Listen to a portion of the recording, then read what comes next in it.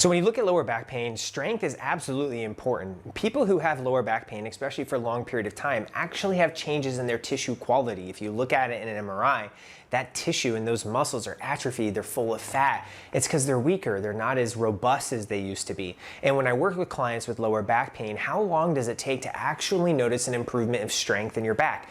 And strength is usually, in my clients, is the ability to stand up and walk for a long period of time or bend over and pick something up.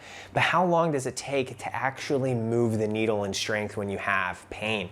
That is a great question. We're going to dive through that today. We're going to just go through the highlights so you can kind of have better of an understanding of how much it's going to take and how long it's going to take for you to get there. So you have to remember with lower back pain that your tissue quality has changed, in that if we look at it in an MRI, instead of your back muscles looking more like a fillet, very lean, no fat, contract with every step we take, they look more like a ribeye. They have a little bit of what we call fatty infiltrate, and that reduces the strength of the back, but also its recruitment, how fast it fires and how strong it fires. And that translates to other muscles in our core as well, like our transverse abdominis and other areas, including our hips, that we just notice that the tissue quality isn't quite as clean or as robust as it used to be. And in people who have pain, that is something that they need to overcome, because those movement patterns change over time. You move less, your tissue quality changes, potentially causes discomfort, and it's that cycle that you are having that infiltrate of fatty, the fatty infiltrate, you're moving less, and then you're having more discomfort, and we're trying to break that cycle. So when we're talking about breaking that cycle, it's actually having measurable changes in strength to improve your resiliency. And this reminds me of a client that I literally saw last week, and that we redid our testing at 6 weeks, and she had a 15% improvement in her core and hip strength generation. That was huge, and that translated in her, that 15% and that number difference translated into like a 50% improvement in overall discomfort. And so it absolutely can be done, but what we notice is that 4 to 6 to 8 week mark, we have dramatic improvements in strength. It's because you're starting to become a little bit more resilient, you're recruiting more motor units, and that your muscles are able to recruit more to do the same things that you want to do in your life. And so instead of recruiting, let's say 10 motor units when you do a squat, you're recruiting 15 or 20. So you have a dramatic increase in strength in that 6 to 8 week mark, despite having hypertrophy. And so increase in muscle size is great. But when I work with my clients who have back pain, they don't really care the size of their muscles. They want to feel better.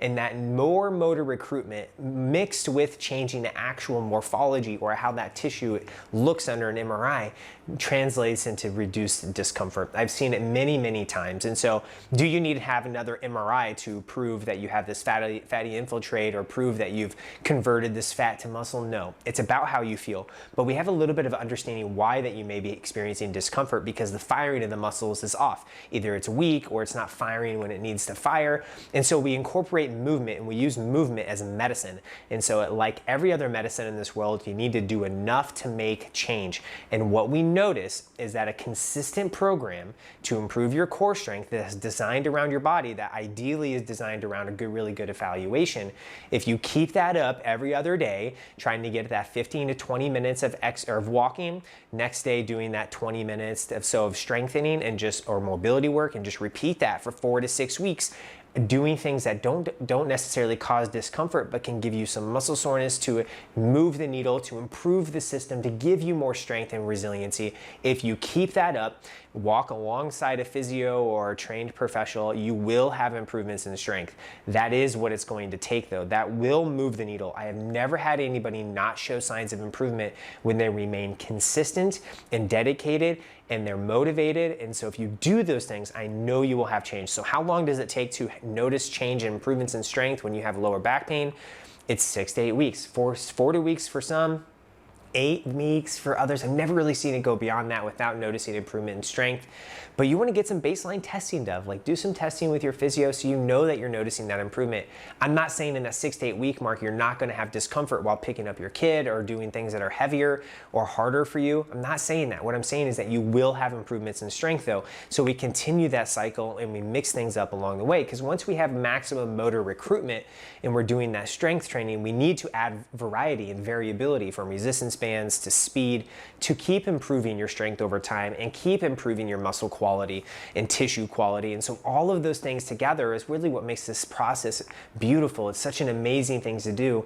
But how long does it take to improve your strength? It's 4 to 8 weeks. That's just the way it is. Like, I can't change those numbers for you. Some people it's sooner. If they haven't exercised in a long time, those first 2 to 3 weeks of working with me is absolutely rewarding. It's so much fun because they're like, wow, I can do this so much easier. Like, let's do that testing again so I can see what my improvement looks like and feels like. And so if I were you and having discomfort, I would find something that I can do for 4 to 8 weeks to improve my strength and just help me achieve the goals that I want to achieve. And even if I didn't have discomfort and I'm just looking to improve my hip, lower back, core strength, when I'm having some stiff, achy back along the way, it's those things that I would do. I would have a consistent program for 4 to 8 weeks and then add some variety along the way. You're not expected to do all that stuff by yourself, right? You don't need to exactly know how to do that. You can team up with professionals. I see a lot of my clients once a month just to mix things up, or they reach out to me and we sit down for having a consultation and just talk about how we're going to mix it up, how your body's responded along the way, and what variables we need to add. So it is a little bit complex,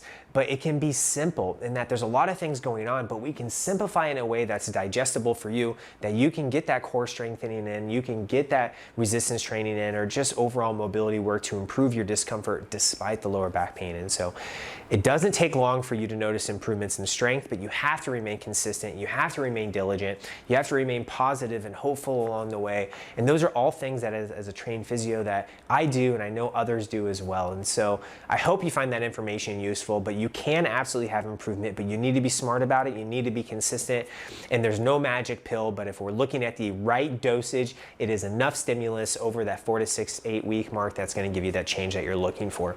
I hope that was helpful. Please leave some questions underneath the description so I can get back to them. I think the more you know about your body, the better off you are. Let's use that knowledge, get yourself moving, feeling better, and just enjoy the process along the way. But as always, guys, stay healthy, keep moving, and obviously take care of yourself.